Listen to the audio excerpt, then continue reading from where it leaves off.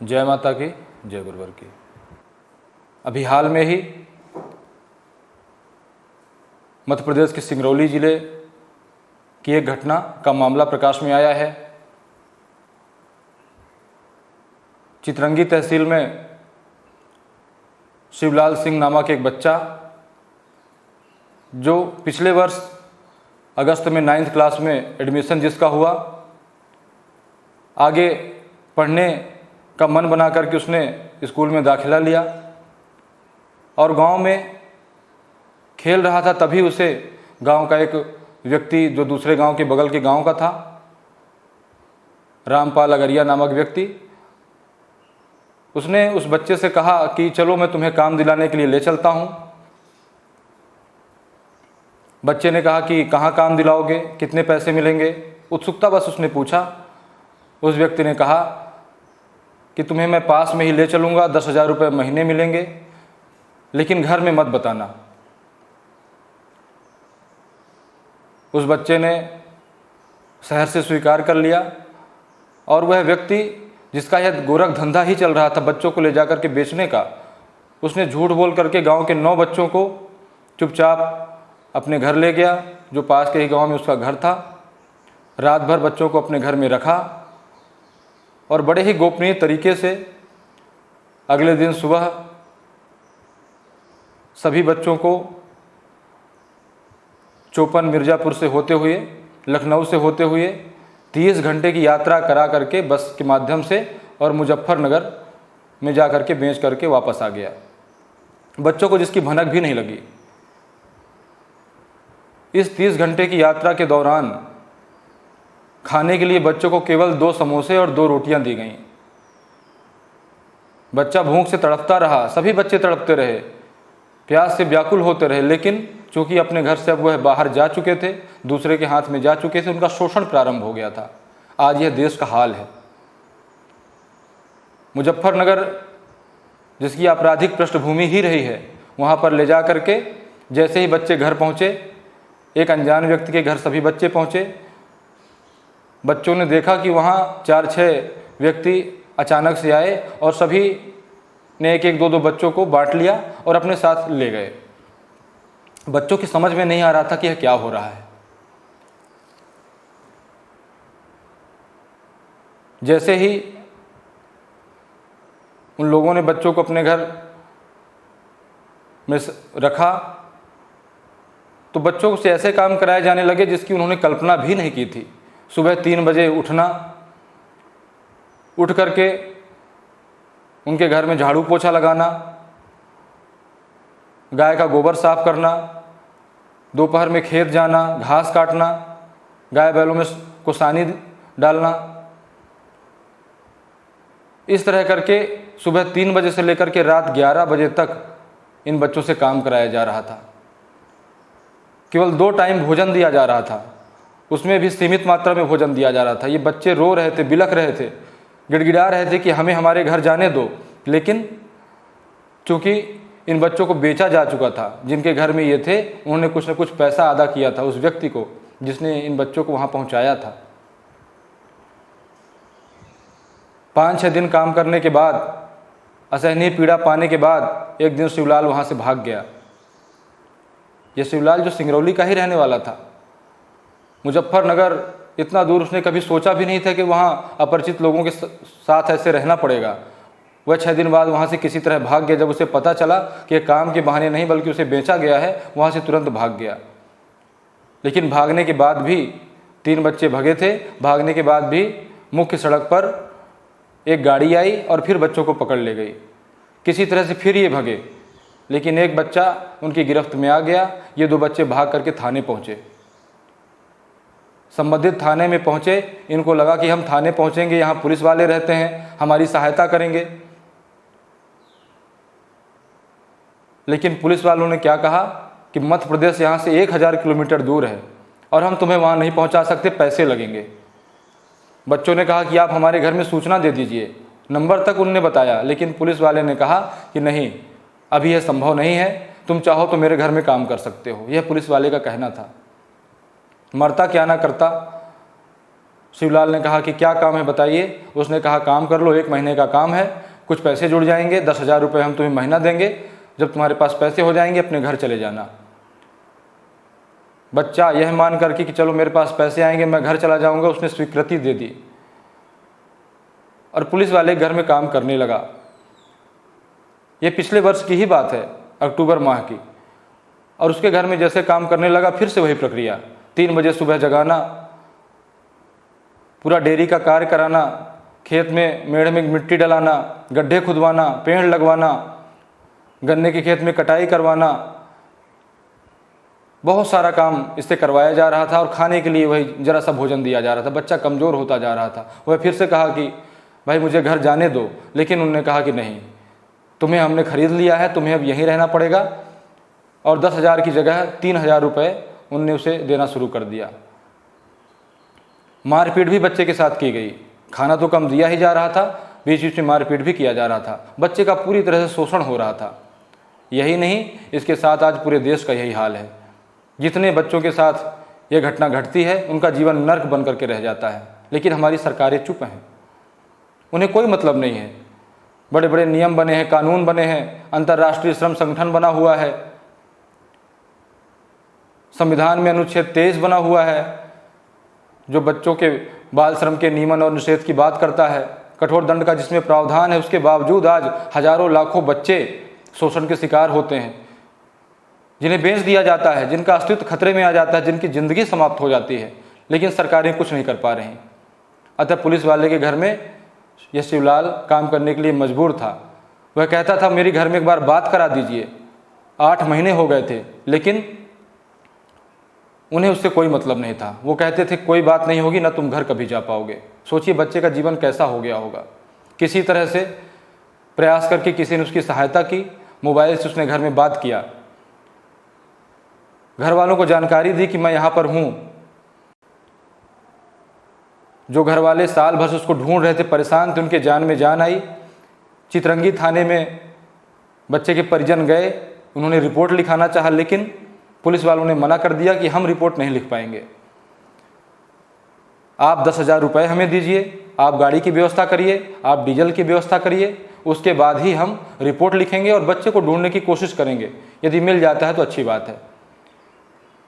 सोचिए, जिस थाने से लोगों की एक अपेक्षा होती है कि हमारी सेवा के लिए है, सहायता के लिए हैं, वहाँ पर ऐसी विषम परिस्थिति में इस तरह का जवाब सुनकर परिजनों पर क्या बीतती होगी।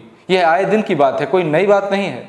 यह तो घटना हमारे समक्ष आई है, हम आपको बता रहे हैं, लेकिन यह हर थाने की बात है, हर क्षेत्र की बात है।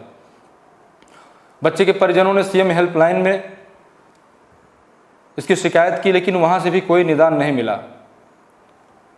अतः थक हारने के बाद बच्चे की बहन और बच्चे की माँ, उसके कुछ और परिजन पंजो शक्ति सिद्धाश्रम धाम आए। परम पूज्य गुरुदेव योगी राज शक्तिपति जी महाराज की शरण में पहुँचे। यहाँ पर आकर के उन्होंने 1 सप्ताह पूर्व की बात है, आकर के इन्होंने सारी जानकारी गुरुदेव जी महाराज के चरणों में रखी। इनका सौभाग्य था कि ये परम पूज्य गुरुदेव जी महाराज के शिष्य थे, भगवती मानव कल्याण संगठन से जुड़े हुए लोग थे, जिनके भीतर एक आत्मशक्ति थी कि हमें बच्चे को ढूंढना है तो ढूंढना है। अतः गुरुवर के चरणों में उन्होंने निवेदन रखा। सारी बातें सुनकर के गुरुदेव जी ने उन्हें आश्वासन दिया और उन्हें आश्रम में ही रुकने के लिए कहा कि आप लोग आश्रम में ही रुकिए, 2-4 दिन के भीतर आपका बच्चा वापस लाया जाएगा। गुरुदेव जी की महाराज के चरणों का आश्रय पा करके लोगों को संतुष्टि हुई। उनका दृढ़ विश्वास भी था कि अगर कहीं से कुछ नहीं मिलता है तो वह गुरुदेव जी महाराज के चरणों में आकर के अवश्य प्राप्त होता है। परम पूज्य गुरुदेव जी महाराज की कृपा हुई और गुरुवर ने तत्काल उस क्षेत्र के पास हरियाणा में भगवती मानव कल्याण संगठन के जो सदस्य हैं, गुरुदेव जी के शिष्य हैं, उन्हें तुरंत निर्देशित किया कि तुरंत वहाँ जा कर के और बच्चों को अपने हाथ में लें, उसे वहाँ से मुक्त कराएं। 2 दिन के बाद ही हरियाणा के संगठन के सदस्य, भगवती मानव कल्याण संगठन के सदस्य बड़ी तत्परता के साथ बिना विलंब किए मुजफ्फरनगर पहुँचे। फ़ोन के माध्यम से उन्होंने संपर्क किया। वहाँ पहुँच कर के बच्चे को लेने जैसे ही गए, तुरंत उनका वहाँ विरोध किया गया। उस घर में लोगों ने कहा कि इस बच्चे को हम ले चुके हैं, हम आपको नहीं देंगे। बहुत सारी बहस हुई, लेकिन भगवती मानव कल्याण के सदस्य, संगठन के सदस्य हार मानने वाले कहाँ थे। उन लोगों को जैसे पता चला कि इनमें से कुछ पुलिस अधिकारी हैं, तुरंत वो लोग सरेंडर हो गए और शिवलाल को तुरंत इन्होंने अपने साथ लिया और अपने घर करनाल ले गए। वहाँ पर पहुंचकर बच्चे को शांति मिली, क्योंकि बच्चा संगठन से जुड़ा हुआ था, पूर्व परिचित था, गुरुदेव जी महाराज के चरणों में कई बार आ चुका था, अतः उसे शांति मिली। उसे लगा कि अब मैं सुरक्षित हाथों में हूँ। जहाँ उसने अपने जीवन की आस छोड़ रखी थी, अब उसे लगता था कि मैं कभी वापस नहीं जा सकता। गुरुदेव जी महाराज की कृपा से सकुशल अपने घर की ओर वापस लौट आया। 2 दिन के बाद ही परम पूज्य गुरुदेव जी महाराज के निर्देशन में संगठन के लोग बच्चे को लेकर के यहाँ आश्रम पहुँच चुके। देखिए, यह वही लड़का शिवलाल है और ये उसकी बड़ी बहन है। कल ही संगठन के सदस्यों के साथ ये लड़का यहाँ पर आया हुआ है। चाहता तो अपने घर भी जा सकता था, लेकिन कहीं ना कहीं इसके मन में आज है कि गुरुदेव जी महाराज की कृपा के कारण ही आज इसका जीवन सुरक्षित हुआ है। अतः सबसे पहले यह आश्रम आया, गुरुदेव जी महाराज के चरणों में नमन किया, आशीर्वाद लिया। इसकी बहन खड़ी हुई है, इसकी माता भी हैं आश्रम में। हफ्ते भर पहले ये दोनों यहाँ पर आए हुए थे, रो रहे थे, बिलख रहे थे कि 1 साल हो गया हमारा भाई नहीं मिल रहा, उसे लोगों ने बेच दिया है, वो इतनी दूर है कि अब वापस नहीं आ सकता। लेकिन परम पूज्य गुरुदेव जी महाराज के चरणों में, जहाँ पर बच्चों का निर्माण होता है, जिनका भविष्य बनाया जाता है, आज संगठन से जुड़ करके लाखों बच्चे अपना उज्जवल भविष्य का निर्माण कर चुके हैं। ऐसे माहौल में, ऐसे वातावरण में इन्हें निश्चित ही गुरुवर का आशीर्वाद इन्हें भी प्राप्त हुआ। सप्ताह भर पूर्व ये रोते हुए आए थे। गुरुदेव जी ने कहा था कि परेशान मत हो, 2-4 दिन के अंदर ही तुम्हारा भाई वापस आ जाएगा। और आज इनका भाई इनके साथ में है। आज इनके होंठों पर मुस्कुराहट है, आज ये प्रसन्न है। और जिस सुख की कल्पना इन्होंने करी ही नहीं थी कि कभी इनका भाई वापस आएगा, आज इनका भाई इनके साथ है। और निश्चित ही गुरुदेव जी महाराज का आशीर्वाद लेकर के इनके परिजन और आने वाले हैं, जिनके साथ आज ये बच्चा अपने घर की ओर सकुशल वापस लौट जाएगा। बच्चे हमारे देश के भविष्य का आधार होते हैं। कल ये बच्चे ही युवा होंगे जिन्हें हम अच्छी शिक्षा देने की बात करते हैं, अच्छे संस्कार देने की बात करते हैं, नैतिकता की बात करते हैं। वो बच्चे अगर पराधीन होकर के जीवन जिएंगे, किसी के घर में नौकर बन के जीवन जिएंगे, उन्हें खरीदा और बेचा जाएगा, तो इस देश के भविष्य की हम क्या बात कर सकेंगे। आज भाजपा जैसी कद्दावर पार्टी सत्ता पर है, कांग्रेस जैसी पुरानी और बड़ी पार्टी विपक्ष में है, लेकिन इस समस्या का कोई समाधान कोई नहीं निकाल रहा। इस दिशा में कोई भी आवाज़ नहीं उठा पा रहा। आखिर इन बच्चों के जीवन की सुरक्षा की जिम्मेदारी किसकी है।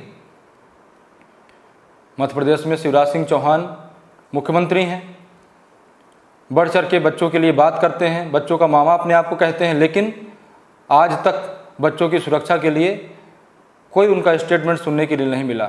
सिंगरौली में गढ़ है, सिंगरौली ज़िले में बच्चों को खरीदने बेचने का इतना बड़ा कार्य होता है, लेकिन कभी भी शिवराज सिंह चौहान या सरकार का कोई भी मंत्री, नेता, वहाँ के खुद ही विधायक या सांसद कभी इस दिशा में काम करते नहीं देखे गए।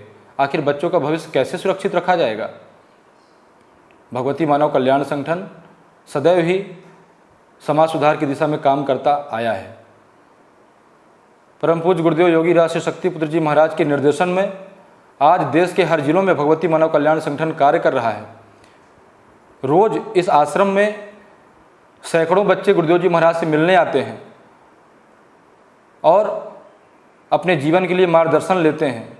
आध्यात्मिकता का, शिक्षा का, स्वास्थ्य का ज्ञान लेकर के यहाँ से जाते हैं और अपने जीवन को व्यवस्थित बनाते हैं।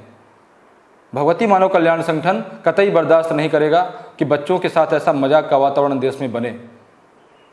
शासन प्रशासन से, संगठन की ओर से मैं अनुरोध करता हूँ कि शीघ्र ही जिस व्यक्ति ने इन बच्चों को अपने पास रखा, मुजफ्फरनगर ले जाकर के उनको बेचा, शीघ्र ही उस व्यक्ति के विरुद्ध, जिसका नाम रामपाल अगरिया है, सिंगरौली ज़िले का रहने वाला है, संभवतः सोनभद्र का रहने वाला है, शीघ्र ही उसके खिलाफ सख्त कार्रवाई हो सिंगरौली रेंज के आईजी, एसपी सभी से, डीएम से हम आग्रह करते हैं कि ऐसी जो भी अवैध अनुचित गतिविधियां जिले के अंदर हो रही हैं उनमें तुरंत रोकथाम लगाई जाए।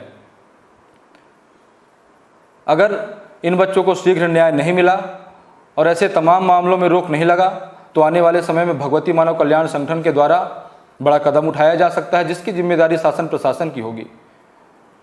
भगवती मानव कल्याण संगठन सत्य धर्म का रक्षक है, यही नारा देश में लगाया जाता है और जैसे ये नारा लगाया जाता है वैसे ही भगवती मानव कल्याण संगठन कार्य भी करता है। नशे से लेकर के तमाम तरह की जितनी भी विसंगतियां समाज के बीच हैं वह परम पूज्य गुरुदेव जी महाराज के निर्देशन में संगठन के लोग बखूबी उनको दूर करने के लिए कार्य कर रहे हैं। और संगठन के लोगों को पुनः मैं कहना चाहूँगा कि आप जहाँ पर भी रहते हैं, अपने गांव में, अपने ज़िले में, सभी जगह अपनी पैनी निगाह बना कर के रखिए। हमारे परम पूज्य गुरुदेव जी द्वारा शक्ति और शांति दोनों का ज्ञान आपको दिया जाता है, हमें दिया जाता है। अतः जहाँ भी आपके क्षेत्र में ऐसी कोई विसंगतियाँ समझ में आती है, नज़र आती हैं, ठोस आवाज़ उसके विरुद्ध आप उठाएं।